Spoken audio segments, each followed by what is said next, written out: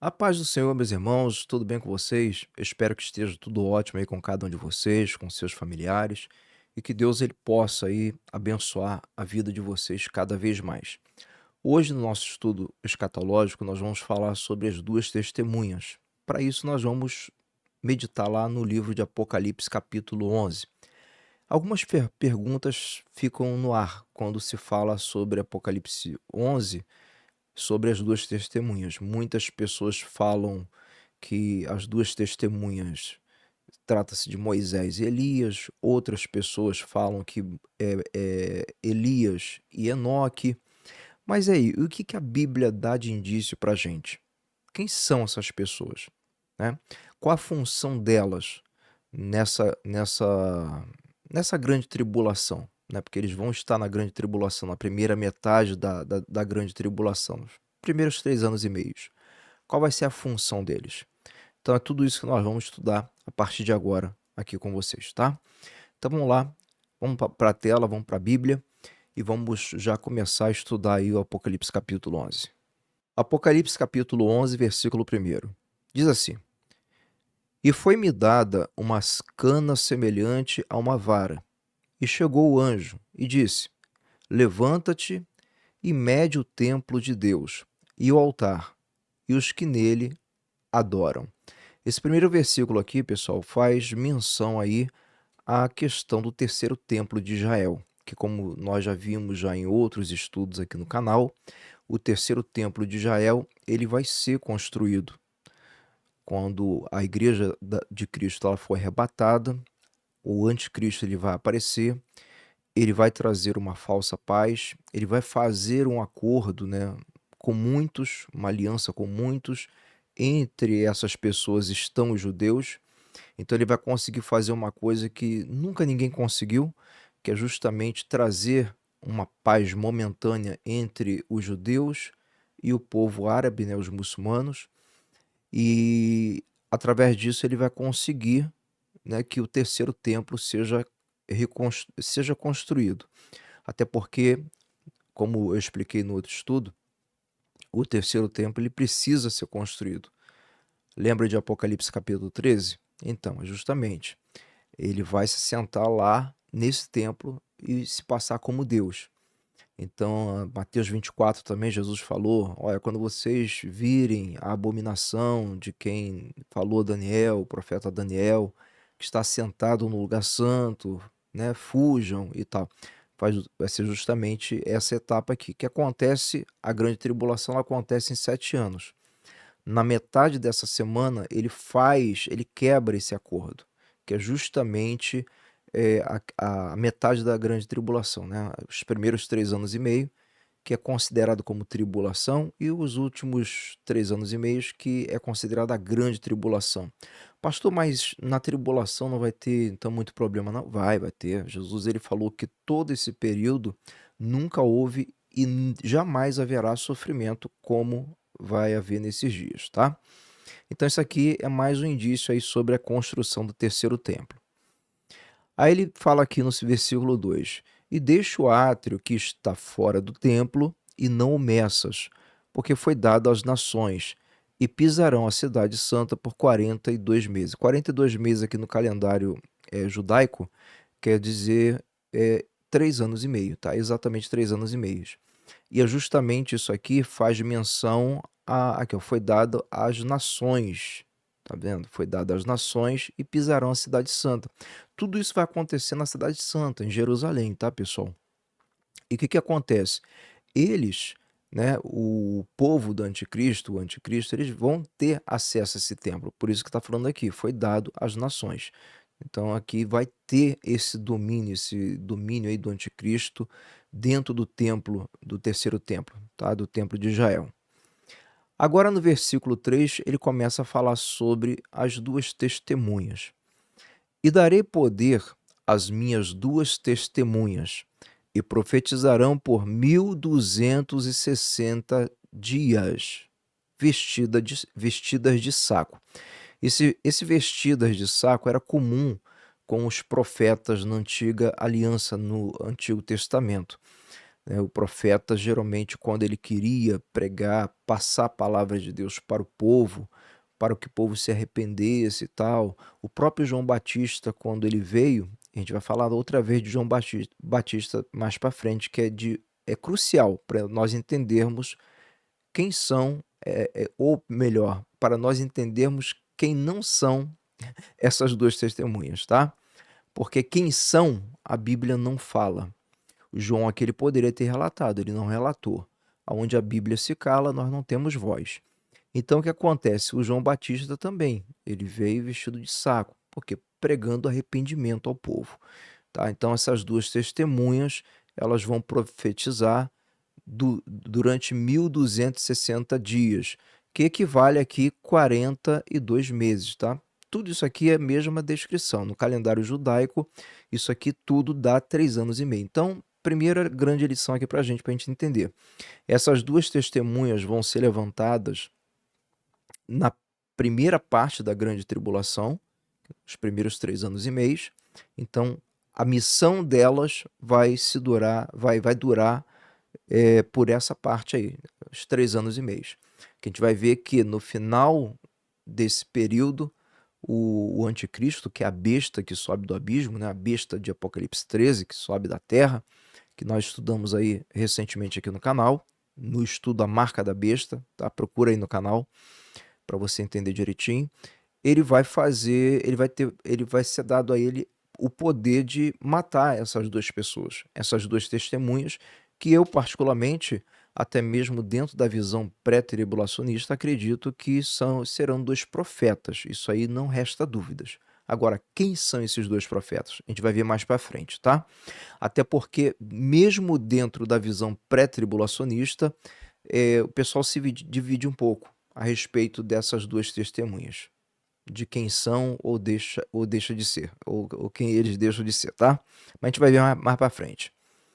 Versículo 4 faz aqui uma referência muito importante para nós entendermos um pouquinho da característica dessas duas pessoas. Versículo 4 diz assim, ó, então são duas... não, peraí. Eu já li o versículo 3 agora. O versículo 4. Então são as duas oliveiras e os dois castiçais que estão diante do Deus da terra. Presta atenção. A Bíblia, quando ela faz menção, lá em Zacarias 4, ela faz menção também sobre duas oliveiras e dois castiçais, se referindo, lá em Zacarias 4, a dois judeus, né? Um Zorobabel e o outro Josué. Então, isso aqui prova para a gente uma coisa, tá? Que serão dois judeus. Então, o primeiro ponto aqui. Por que eu estou batendo isso aqui nessa tecla com vocês? Porque que acontece, irmãos? Existem algumas visões dentro da escatologia que acredita que essas duas oliveiras, essas duas testemunhas, no caso, representam a igreja. E essa visão, desculpa, tá? Mas essa visão não tem nada a ver, não tem contexto bíblico para isso. A gente respeita a opinião, a posição de todo mundo, mas vamos falar aqui de fatos, né? Então, referência bíblica para apontar essas duas testemunhas como a igreja não existe. Até porque o contexto aqui da história, do que vai acontecer, mostra que essas duas testemunhas são mortas pelo anticristo. Aí, como nós já vimos aqui, como é que essas duas testemunhas elas podem ser representar a igreja, se está fazendo primeiro menção aqui referindo-se a duas pessoas, né? Então são pessoas ou não? Então o primeiro ponto é esse. Segundo ponto, a igreja, como nós já estudamos aqui, eu já expliquei para vocês, a igreja não passa pela grande tribulação. Então, como é que eles vão pregar durante a grande tribulação? Como é que a igreja ficaria aqui para pregar durante... E outra coisa importante, você vai ver aqui que é dado o poder ao anticristo para matar a igreja. Aí entra um contexto aqui que assim, tem que ter muito desdobramento para poder explicar isso, para defender que isso aqui é a igreja. Que essas duas testemunhas são a igreja. Porque então, vamos supor que seja a igreja. Como é que explica isso? A igreja toda morre, então, na grande tribulação, porque o anticristo mata essas duas testemunhas. Então, se essas duas testemunhas representam a igreja, então a igreja toda morre. Se a igreja toda morre, onde fica o arrebatamento?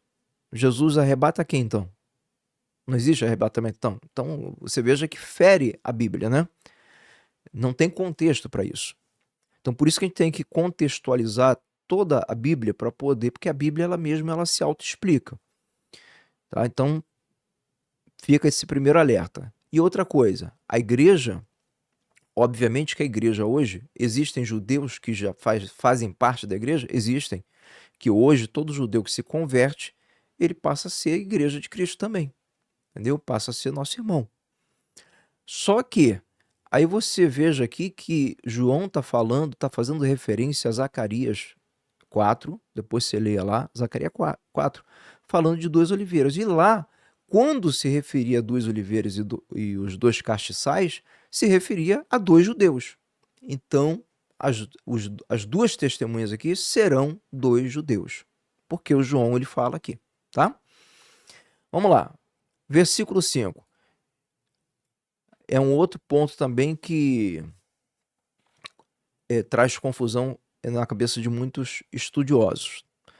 Versículo 5. E se alguém lhes quiser fazer mal, fogo sairá da sua boca e devorará os seus inimigos. E se alguém lhes quiser fazer mal, importa que assim seja morto. Né? Isso aqui faz uma referência que o anticristo e seus seguidores e tudo mais, eles não vão poder fazer mal a essas duas pessoas, essas duas testemunhas, durante esse período, tá? Então essas duas testemunhas elas vão pregar, elas vão e aí muita gente fala assim, pastor, e o que elas vão pregar? Elas vão pregar o evangelho do reino. Elas vão ser odiadas por isso, e principalmente pelos judeus também, tá?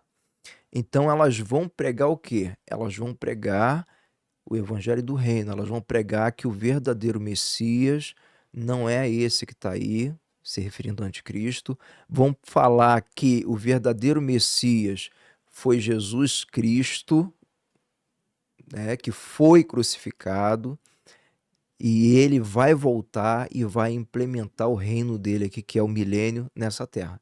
Esse tipo de mensagem, entendeu? E principalmente para os judeus, não, o verdadeiro Messias vocês não receberam, vocês não aceitaram. O verdadeiro Messias vocês crucificaram, mas ele vai voltar e vocês vão ver, entendeu? Então, isso aqui vai ser o ponto-chave da pregação deles e vai ser o ponto-chave da conversão de Israel. Porque quando acabam os 3 anos e meio, o anticristo vai poder matar essas duas testemunhas. Elas vão morrer, mas vão ressuscitar. A gente vai ver aqui no texto. Quando elas ressuscitarem, e todo judeu vai ver isso, todo mundo vai ver, não são só os judeus, todo mundo vai presenciar isso. Então, principalmente falando dos judeus, quando eles verem isso acontecendo, essas duas testemunhas que pregavam aquilo que eu falei para vocês, né? Que Jesus é o verdadeiro Messias e vai voltar, que eles crucificaram Jesus, e eles verem eles ressuscitando e sendo levados aos céus, aí cai a ficha do judeu. Aí se cumpre Apocalipse capítulo 12, que é a mulher que nós já vimos aqui também, tem estudo aqui no canal, você pode procurar aí, tá? Na playlist estudo de escatologia, que você vai ver esse estudo, quem é, né, no caso, a mulher de Apocalipse 12, e aí Apocalipse 12 fala que essa mulher foge para o deserto, que é justamente Israel. Quando eles caem em si, aí eles vão lembrar, né, de tudo, inclusive da orientação que Jesus deu lá em Mateus 24, que também lá são palavras de Jesus para os judeus, não para a igreja, tá? Como nós já explicamos, a igreja não passa pela grande tribulação. Aí, o que vai acontecer? Israel vai pegar, lembra que Mateus 24? Mateus 24, Jesus ele orienta lá, quando vocês virem a desolação da abominação de quem falou Daniel, fujam. E é isso que eles vão fazer, eles vão fugir para o deserto, que é justamente Apocalipse 12, tá? Agora, presta atenção nesse versículo 6 aqui, ó. Eles têm poder para fechar o céu, para que não chova. Isso aqui você, né, nos dias da sua profecia. Isso aqui faz uma menção, sim, ao profeta Elias. Você sabe que na época de Elias ficou, né, um tempão sem chover, não caía chuva, né? Então isso aqui foi um sinal, mas assim como eu falei na igreja no domingo, né, que eu dei esse estudo aqui, a gente tem que se atentar ao seguinte: os sinais de Deus, eles não são de Moisés, de Elias, tá? Eles não são de pessoas. Os sinais são de Deus. Então, os mesmos sinais essas duas testemunhas vão fazer. Sinais que Moisés e Elias fizeram.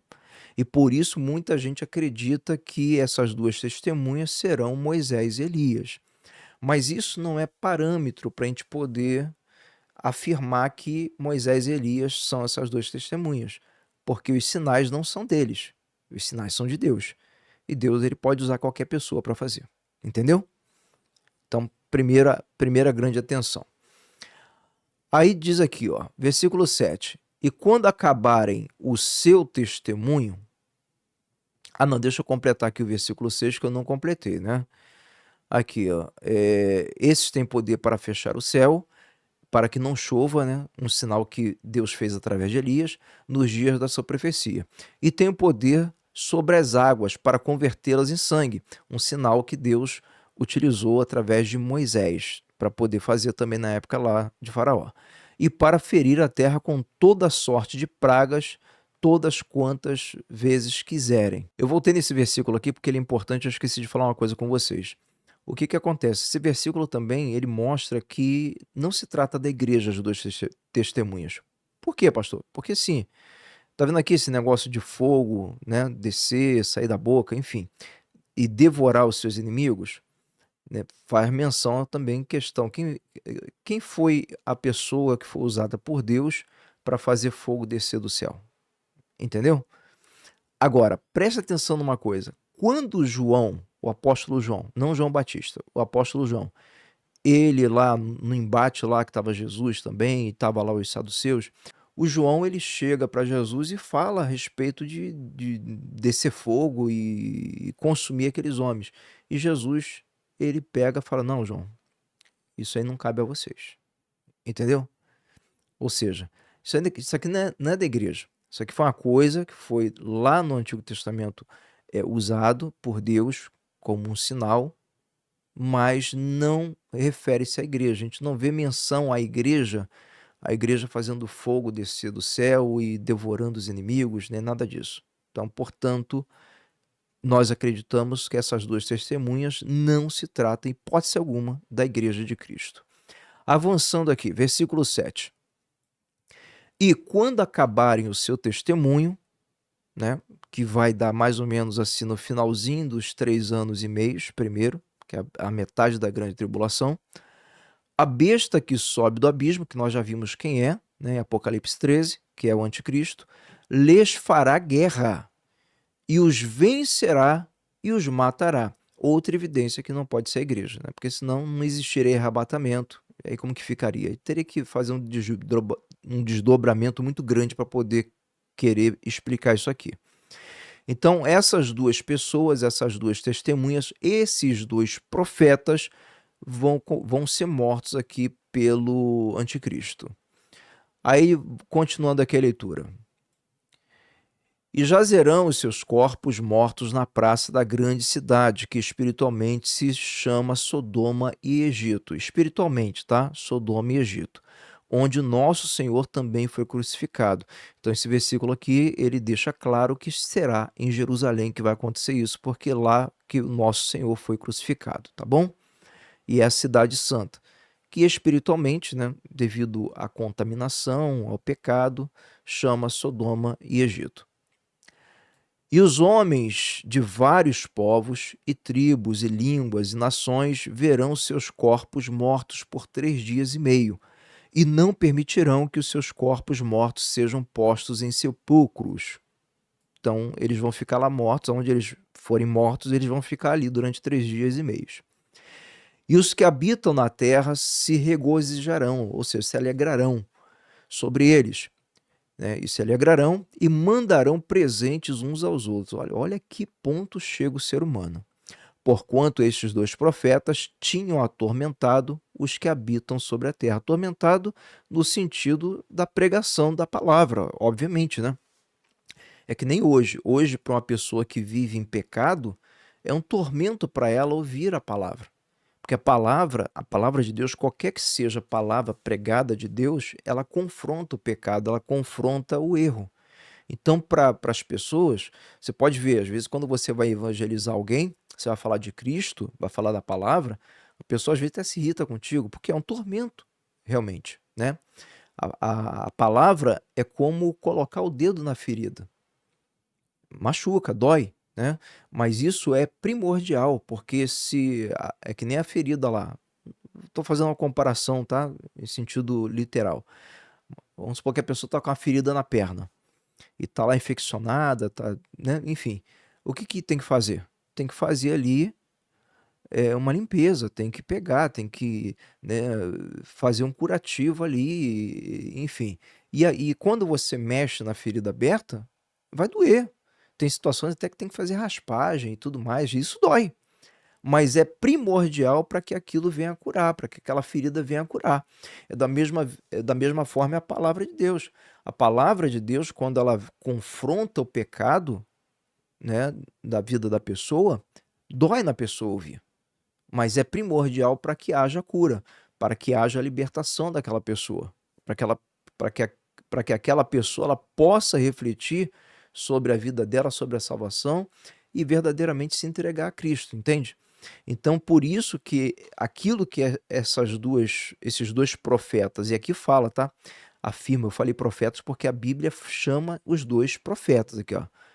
2 profetas, João fala, 2 profetas. Então, são 2 profetas, não se trata da igreja. Tinham atormentado com a palavra, com a pregação, inclusive os judeus, entendeu? Você sabe que um dos maiores embates de Jesus naquela época, quando ele esteve aqui, não foi contra os romanos, foi contra os judeus, os religiosos, os escribas, os fariseus, né? Foi o maior embate, porque justamente Jesus ele trouxe justamente o ensinamento para poder libertar o ser humano, e os judeus eles preferiram ficar com a religiosidade, entendeu? E religiosidade não casa muito bem com vida com Deus, tá, pessoal? Então fica aí essa orientação. Mas vamos lá, continuando aqui. E outra coisa, né? Aqui diz que os habitantes da terra, aí não só lá de Jerusalém, quem estava lá presente, todos na terra vão se alegrar, ou seja, todos vão ver isso. E com o advento da internet, isso é muito bem fácil explicado, né? Por exemplo, hoje em dia você pega aí um celular e você consegue transmitir ao vivo para o mundo todo, através do YouTube, enfim, estou falando a plataforma mais famosa, né? Então você consegue transmitir ali ao vivo qualquer coisa e vai ser isso. Então todo mundo, cada canto da terra, as pessoas vão ver esses 2 profetas mortos lá e vão se alegrar, vão começar a dar presente um ao outro para ver como que vai estar o nível do ser humano nessa época aqui, tá? Versículo 11. E depois daqueles 3 dias e meio, o espírito de vida vindo de Deus entrou neles e puseram-se sobre os seus pés, e caiu grande temor sobre os que viram. Isso aqui vai ser como que eu posso dizer? Isso aqui vai ser um golpe fatal no anticristo, porque aqui cai as mentiradas dele por terra, principalmente para com os judeus.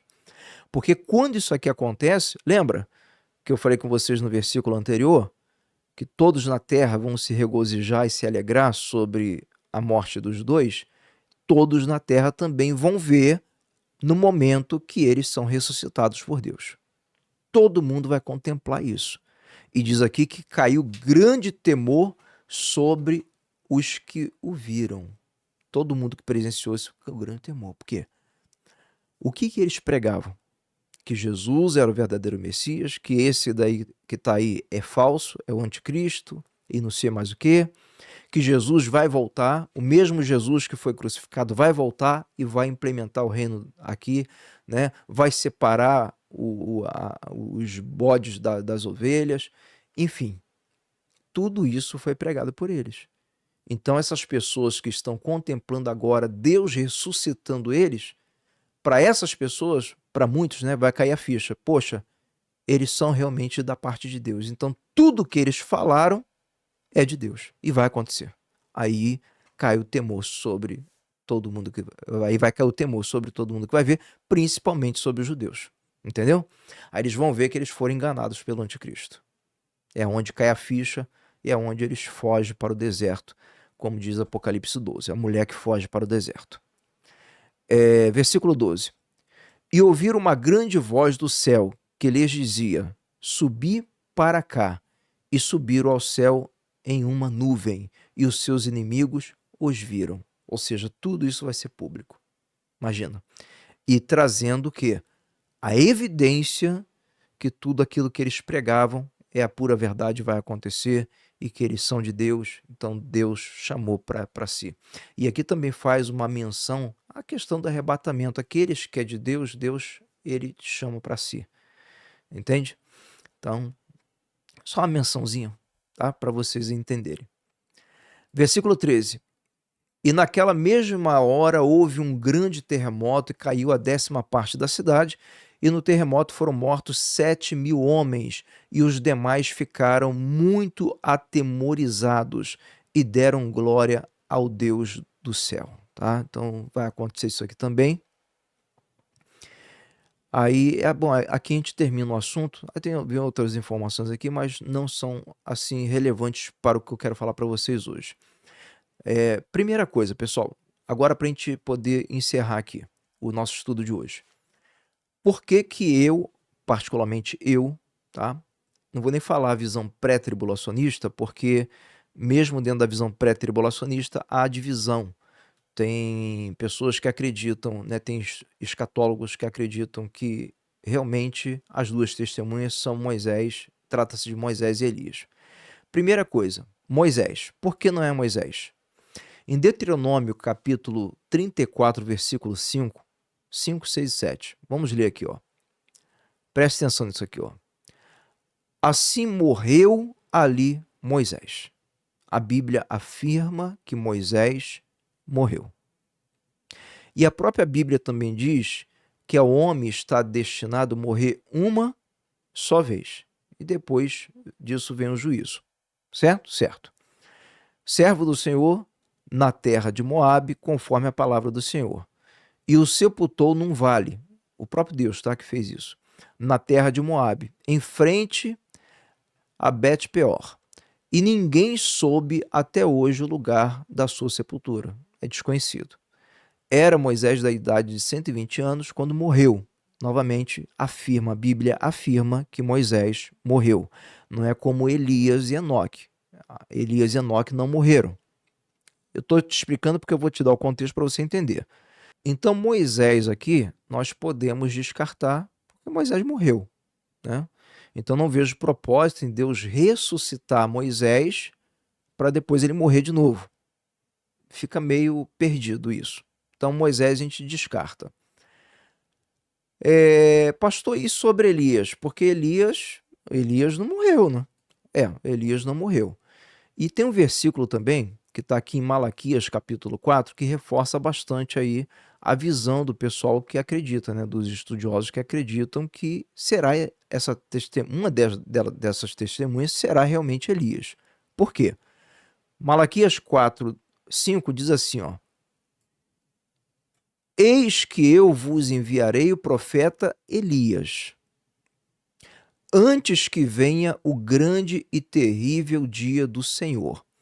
Então eles acreditam que, poxa, as duas testemunhas, elas vão ser levantadas antes, aí na visão deles, tá? Antes do grande e terrível dia do Senhor, fazendo menção como se o grande e terrível dia do Senhor fosse apenas o dia lá que Jesus ele volta. E eu já expliquei para vocês que não se trata daquele dia específico. O grande e terrível dia do Senhor abrange toda a grande tribulação, todos os juízos que vão acontecer, todos os eventos da grande tribulação. Então não poderia também, por essa visão, ser o profeta Elias, porque o profeta Elias, as testemunhas, elas vão agir já dentro da grande tribulação. E aqui está falando antes que venha o grande e terrível dia do Senhor. Por isso que eu estou falando para vocês que é importante a gente contextualizar com a Bíblia. A Bíblia se responde, entendeu? Então o que acontece? Antes, aí no caso teria que acontecer antes. As tuas testemunhas teriam que ser levantadas antes de começar a grande tribulação. E elas não, elas são levantadas na grande tribulação. Elas atuam na primeira metade da semana da grande tribulação. É o primeiro ponto. Agora preste atenção. E ele converterá o coração dos pais aos filhos, e o coração dos filhos a seus pais, para que eu não venha e fira a terra com maldição. Então, beleza. Se você analisar, isso aqui confundiu, e confunde até hoje, né, muitas pessoas, mas confundiu também os discípulos de Jesus. Em Mateus capítulo 17, versículo 10, 11, 12, 13, vamos ler aqui o que aconteceu. Presta atenção, vou selecionar aqui para você ver direitinho. Ó. E os seus discípulos o interrogaram, a Jesus, né, dizendo: por que dizem então os escribas que é mister, ou seja, necessário, que Elias venha primeiro? Então eles não entendiam por que os escribas falavam isso. Mas os escribas estavam errados? Não. Malaquias fala sobre isso, realmente. Elias vai vir primeiro. Presta atenção. Versículo 11. E Jesus respondendo disse-lhes: em verdade, Elias virá primeiro. Mas, pastor, então eles estão certos. Calma. E restaurará todas as coisas. Presta atenção. Versículo 12. Coloque atenção agora aqui, ó. Versículo 12. Mas digo-vos que Elias já veio. Jesus está afirmando que Elias já veio. E não o conheceram, mas fizeram-lhe tudo o que quiseram. Assim farão eles também padecer o Filho do Homem. Então entenderam os discípulos que se falara de João Batista. Obviamente, Jesus está fazendo menção aqui a João Batista. Ué, pastor, então existe reencarnação? Não. Quando o Senhor Deus ele falou que primeiro que iria enviar Elias, o profeta Elias, não que o profeta Elias viria propriamente, a pessoa de Elias, né? E quando Jesus ele fala aqui, ó, Elias já veio e não o conheceram, por quê? Está fazendo menção que o João Batista ele veio no mesmo espírito de Elias, não que João Batista era Elias. Você consegue entender? Mesmo propósito de Elias, porque Elias foi justamente o profeta usado para poder pregar arrependimento, né, para restaurar todas as coisas, e foi justamente o João Batista, ele também veio para preparar o caminho de Jesus. Então ele começou pregando sobre arrependimento, batizando as pessoas. Vocês estão entendendo? Por isso que o Senhor Jesus ele falou, Elias já veio, né? O mesmo espírito, né, o mesmo propósito que havia em Elias, já se cumpriu em João Batista. Então já aconteceu. Então isso aqui também nos mostra que Elias não é obrigatoriamente ser Elias uma dessas duas testemunhas. Entendeu? Não é obrigatório que seja isso. Por quê? Porque, primeiro, a gente teria que fazer assim, para explicar isso aqui seria bem complicado. Porque presta atenção, a Bíblia diz que Elias ele não morreu. Certo? Certo. A Bíblia também diz que carne e sangue não herdam o reino dos céus. Ou seja, carne e sangue não pode entrar no reino dos céus. Então, aonde Elias está? Como é que Elias entrou lá se ele não morreu? Então, ele está com o corpo de carne e sangue? Isso aí a gente pode conjecturar algumas coisas, mas não tem como afirmar nada, porque é aquilo que eu sempre falo, onde a Bíblia se cala, nós não temos voz. Tem coisas que são encobertas a nós e aos nossos filhos, entendeu? Então a gente fica com aquilo que é revelado. Então o que acontece? Se você me perguntar, então se Elias está lá no céu, porque ele foi levado para lá, como é que ele está com outro corpo? Uma coisa eu sei, carne e sangue não entra lá. Então aconteceu alguma coisa. Então ele já está com o corpo ressurreto? Não, porque Jesus é a primícia daqueles que vão ter o corpo ressurreto. Entendeu? A primícia. Então o primeiro é Jesus. Então Elias não dá para ter esse corpo ainda. Elias ainda vai receber o corpo semelhante ao de Cristo, como a igreja também vai receber. Tá vendo? Eu estou contextualizando com a Bíblia, porque a Bíblia ela vai se fechando. Agora, como Elias está lá, com qual tipo de corpo ele está lá, a Bíblia não fala. Então, eu não tenho voz aqui para falar para vocês também. Tá certo? Agora, uma coisa é notória. Será que Deus colocaria Elias para poder vir e depois morrer, sendo que ele foi privado de não ver a morte? Eu acho que não. Não tem muito propósito. Tá certo? Aí muita gente, quando se debate muito, né, a pessoa, por exemplo, às vezes tira Moisés, que a pessoa reconhece, né, o escatólogo, os escatólogos, eles acabam reconhecendo que realmente Moisés não tem muita lógica, que Deus não iria ressuscitar Moisés para depois ele morrer de novo, né? Aí eles tentam botar Enoque, porque Enoque, sem ser Elias, foi um outro personagem que não viu a morte, ele foi transladado, foi levado para Deus, assim como Elias. Elias foi numa carruagem de fogo, né? E na frente até do Eliseu. Então o que acontece? Aí o pessoal fala que é Enoque. Aí funciona da mesma forma. Em Hebreus, por exemplo, a Bíblia diz lá, afirma lá que Enoque ele foi levado para o céu para não provar da morte. Ou seja, foi como um benefício, um privilégio, uma recompensa para ele, dada por Deus, por ele andar com Deus.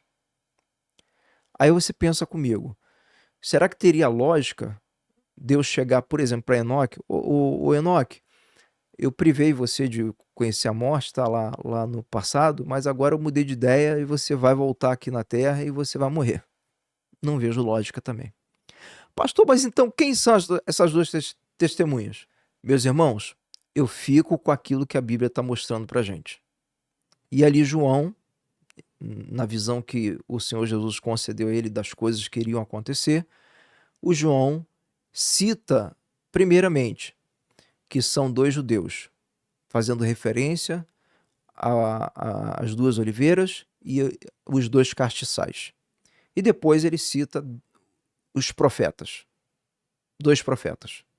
Então, são dois judeus, serão dois judeus e serão profetas. Agora, quem são esses judeus? Muito provavelmente judeus que o Senhor Deus irá levantar lá naquela época. Pessoas que Deus vai consagrar, vai levantar para poder fazer esse propósito. Assim como Deus ele também vai levantar na época da grande tribulação os 144 mil selados. 12 mil de cada tribo de Israel. São 144 mil judeus. Entenderam? Que a gente vai também fazer estudo mais para frente.